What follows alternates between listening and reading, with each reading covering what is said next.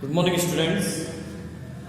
Class 11 English medium subject chemistry chapter continue है। Chapter 5 state of matter, जिसमें first part में हमने जो है interaction force and solid liquid और गैस में डिफरेंस की बात की थी। ये सेकंड पार्ट है, इसमें हम गैसीय स्टेट की बात करेंगे।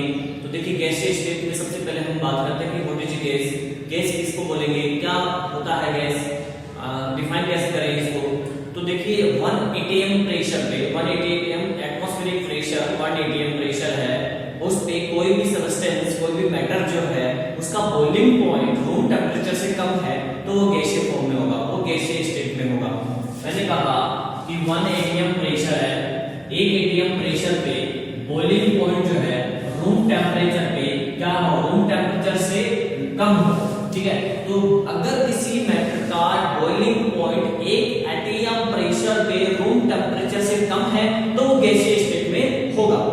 ठीक है, अब अगर टोटल जो 118 एलिमेंट डिस्कवर हुए हैं उनमें अगर टोटल एलिमेंट की बात करेंगे, टोटल कितने एलिमेंट ऐसे हैं जो गैसीय स्टेट में होते हैं, तो टोटल जो है 11 एलिमेंट ऐसे हैं जो गैसीय फॉर्म में प्रेजेंट होते हैं। 11 टोटल 11 एलिमेंट 11 एलिमेंट ऐसे हैं जो गैसीय स्टेट में होते हैं। अब वो कौन कौन से हैं, तो देखिए 11 एलिमेंट में कौन कौन से हैं। 11 हाइड्रोजन जो है फर्स्ट ग्रुप में, वैसे तो इसका कोई ग्रुप फिक्स नहीं है लेकिन ये फर्स्ट ग्रुप में मान लेता हूं कि ये फर्स्ट ग्रुप में रखा है, क्योंकि कुछ लोग इसको फर्स्ट ग्रुप में रखते हैं, कुछ इसको पीरियोडिक टेबल के बीच में रख देते हैं ऊपर की तरफ, कुछ इस तरफ 17 ग्रुप की तरफ रख देते हैं। तो देखिए हाइड्रोजन फर्स्ट ग्रुप ये गैसीय फॉर्म में होता है। इसके अलावा है नाइट्रोजन जो है 15 ग्रुप में है, ये 15 ग्रुप में आता है नाइट्रोजन, ये भी गैसीय फॉर्म में होता है। फिर है ऑक्सीजन 16 ग्रुप का है, गैसीय फॉर्म में एलिमेंट है ये। इसके अलावा फिर है फ्लोरीन आता है आपका 17 ग्रुप में, फिर क्लोरीन ये भी 17 ग्रुप में आता है। ठीक है, फिर है हीलियम, ये 18 ग्रुप का है, ये भी नियोन 18 ग्रुप का है, आर्गन 18 ग्रुप है, क्रिप्टॉन 18 ग्रुप है, ज़ीनोन 18 ग्रुप है, रेडोन 18 ग्रुप है। ये सब नोबल गैसेस है, ये सब नोबल गैसेस है 18 ग्रुप में। ठीक है, और ये लोग 17 ग्रुप के हैं हैलोजन। अब इनमें आप देख सकते हैं 1 2 3 4 5 6 7 8 9 10 11 टोटल 11 एलिमेंट जो है आपके क्या है गैसीय फॉर्म में होते हैं, पीरियोडिक टेबल एलिमेंट है 118 में से 118 में से।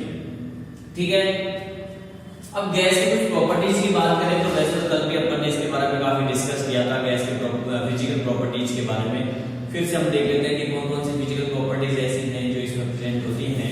तो फर्स्ट देखिए do not have definite shape, do not have a definite shape मतलब कि इनका शेप जो है डेफिनेट नहीं होता है। ठीक है, क्योंकि अपन इनको जिस टाइप के कंटेनर में डालेंगे, जिस टाइप के कंटेनर में इसको भरा जाता है गैस को, इसका शेप भी वैसा ही हो जाता है। ठीक है, तो इनका शेप जो है डेफिनेट नहीं है, do not have a definite shape. इसके अलावा सेकंड जो प्रॉपर्टी है do not have a definite volume, इनकी जो वॉल्यूम है ये वॉल्यूम भी जो है डेफिनेट नहीं होता है, क्योंकि गैस के पार्टिकल्स हमेशा मूव करते रहते हैं और इनमें अट्रैक्शन फोर्स बहुत कम होता है। तो अगर प्रेशर हटा दिया जाता है नॉर्मल, ये क्या होगा सिलेंडर से, जैसे सिलेंडर का ढक्कन खोल दिया तो ये गैस बाहर निकल जाएगी, पूरे रूम में फैल जाएगी, तो वॉल्यूम क्या होगा ज्यादा कवर कर लेगी। और अगर इस प्रेशर से हम किसी कंटेनर में भर दें, सिलेंडर में भर दें तो वॉल्यूम क्या हो जाएगा, कम हो जाएगा। इसलिए इनका जो वॉल्यूम है वो भी डेफिनेट नहीं होता है, तो do not have a definite volume. And highly compressible, तो गैस को हाईली कंप्रेसिबल किया जा सकता है क्योंकि इनके पार्टिकल्स में क्या होता है, स्पेस होता है। इनके पार्टिकल्स में क्या होता है, स्पेस होता है बहुत ज्यादा। मैंने पिछले पार्ट में बताया था मैंने आपको, सॉलिड के जो पार्टिकल्स हैं उनके बीच में स्पेस बहुत कम होता है। लिक्विड में, सॉलिड में तो ना के बराबर ही कह सकते हो आप, लिक्विड में थोड़ा कम होता है। और गैस के जो पार्टिकल्स हैं इनके बीच में जो स्पेस है वो बहुत ज्यादा होता है, समझ रहे हो आप। तो क्या है कि स्पेस ज्यादा है तो अपन क्या कर सकते हैं, गैस के पार्टिकल्स को कंप्रेस कर सकते हैं, तो ये हाईली कंप्रेसिबल है। मतलब गैस को कंप्रेस करके अपन देखो सिलेंडर में भर देते हैं, ठीक है, तो वॉल्यूम बहुत कम हो जाता है। कंप्रेस क्यों हो पा रहा है ये, क्योंकि इनके पार्टिकल्स के बीच में स्पेस ज्यादा है। And diffuse very fast. अगर आपने देखा होगा, अगर हम सिलेंडर का ढक्कन खोल देते हैं जिसमें गैस भरी है, तो आपने देखा होगा वो गैस बहुत जल्दी से जो है हवा में फैल जाती है, रूम में फैल जाती है, बाहर है तो हवा में फैल जाती है, ठीक है कि? इसके अलावा आपने देखा होगा, हम अगर कोई अच्छी खुशबू वाली अगरबत्ती लगाते हैं पूजा घर में, तो उसकी जो स्मेल है, उसकी जो सुगंध है, वो भी जो है पूरे घर के अंदर फैल जाती है। तो इट मींस जो गैसेस हैं उनमें क्या होता है, डिफ्यूजन की प्रॉपर्टी बहुत ज्यादा होती है, हाईली जो है डिफ्यूजन वाली है, वेरी फास्ट, बहुत तेजी से होती है और बहुत तेजी से फैल जाती है, ठीक है ना? बहुत तेजी से ये बहुत जल्दी फैल जाती है। आगे बात समझे। इसके अलावा क्यों फैल जाती है? क्योंकि पहली चीज इनके पार्टिकल्स के बीच में जो है फोर्स ऑफ अट्रैक्शन बहुत कम होता है, ठीक है? डेंसिटी ऑफ गैसेस की बात करें तो density of gases is very low. गैसों की जो डेंसिटी है वो बहुत कम होती है, इनके पार्टिकल्स दूर दूर होते हैं, तो डेंसिटी क्या हो गई, कम होती है। इनकी डेंसिटी क्या होती है, कम होती है, गैस के पार्टिकल्स दूर दूर होते हैं। इसके अलावा अगर और प्रॉपर्टीज की बात करें तो आप ये भी कह सकते हैं कि जो गैस है वो चारों डायरेक्शन में, सभी जो डायरेक्शन है और डायरेक्शन में क्या है, सेम प्रेशर लगाती है।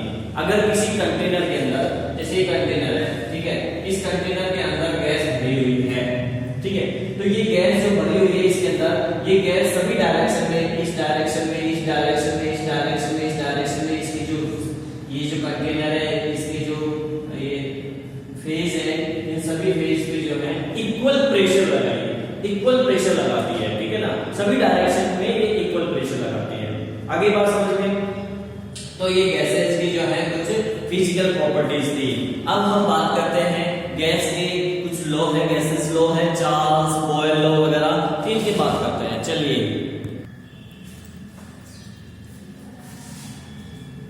तो फर्स्ट लॉ है गैसेस लॉ में, फर्स्ट लॉ है बॉयल लॉ।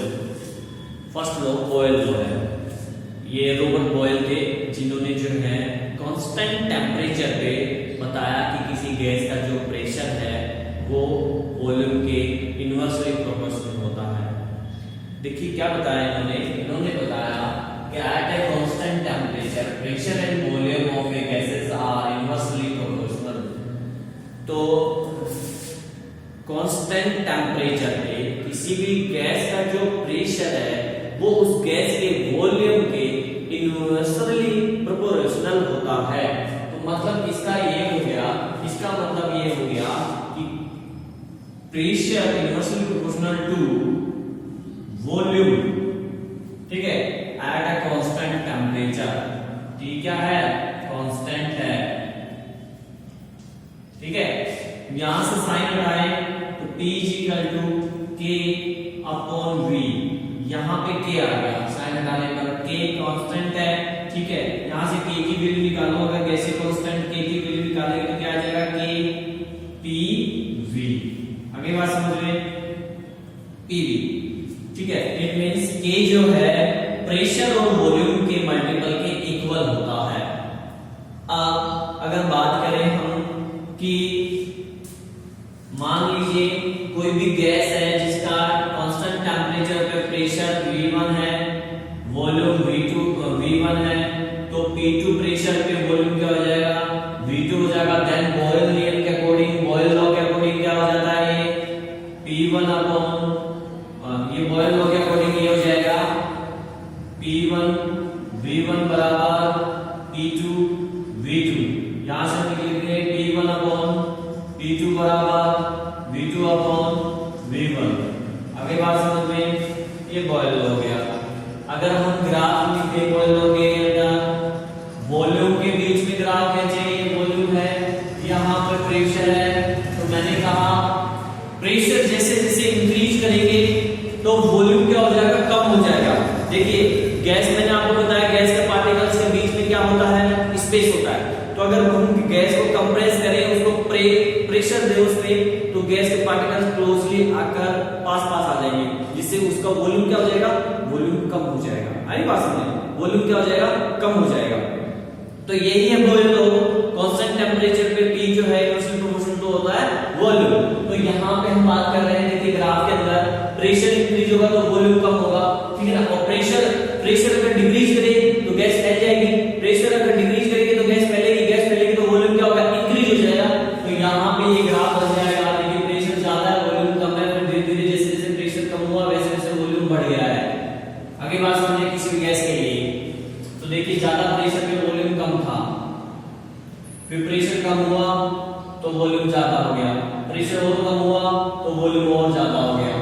आगे बात समझिए, अगर ये ग्राफ हम 1/v और p के बीच में करें, ठीक है, 1/v और p के बीच में अगर ये ग्राफ करें अलग अलग टेम्परेचर पे, जिसमें हमने टेम्परेचर माना, टेम्परेचर अपन ने मान लिया T1, T2 और T3, यहाँ पे T1 ज्यादा है, फिर T2 है, फिर T3 है, यानी सबसे ज्यादा टेम्परेचर T1 है, उसके बाद में T2 है, उसके बाद में T3 है, ये कम है मतलब, ठीक है ना, ये डिक्रीजिंग ऑर्डर है। तो अगर P और 1/v के बीच में अगर ग्राफ खींचे इस टेम्परेचर पे, तो T1 टेम्परेचर पे एक सीधी लाइन आएगी, ये T1 पे, फिर T2 टेम्परेचर थोड़ा कम कर देंगे ना, तब भी सीधी लाइन आएगी, लेकिन थोड़ी नीचे आएगी, मतलब यहाँ पे आएगी, ठीक है। फिर टेम्परेचर को और कम कर देंगे तो तब भी लाइन सीधी होगी लेकिन नीचे होगी, यानी यहाँ पे T3। तो ये ग्राफ हो जाता है बॉयल लॉ के।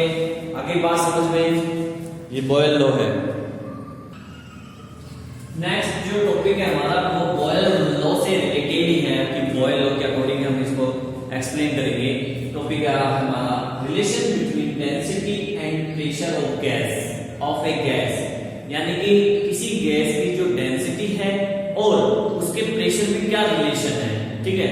तो हम इसको कैसे बॉयल लॉ से एक्सप्लेन कर सकते हैं वो देखिए। अपन जानते हैं, we know that density is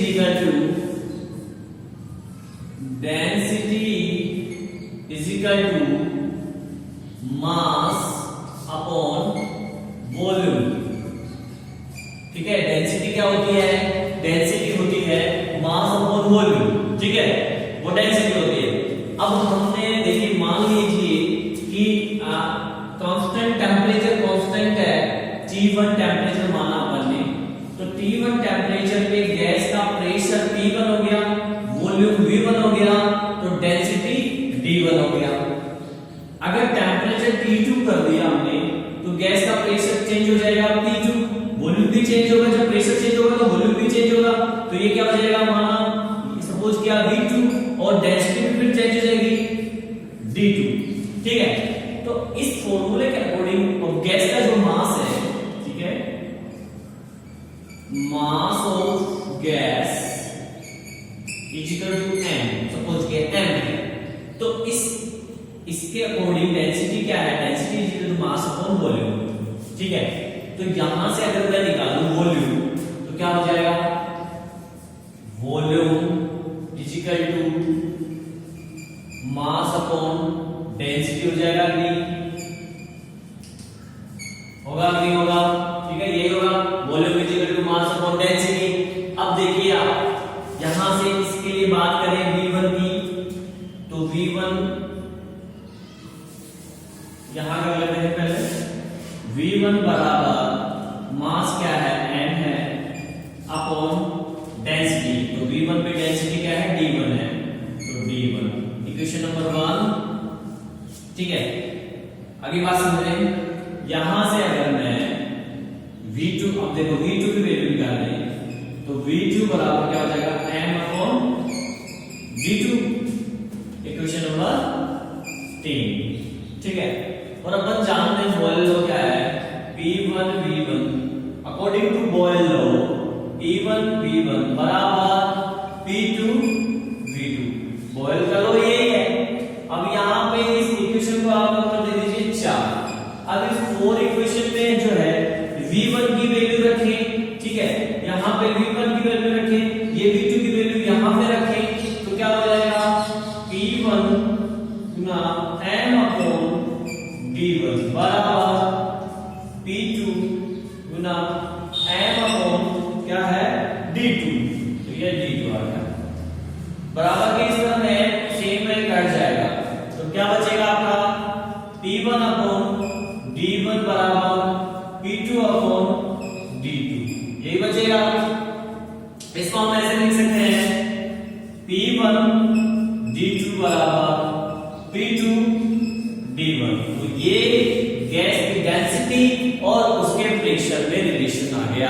ठीक है, नेक्स्ट वीडियो में हम चार्ल्स का लॉ पढ़ेंगे।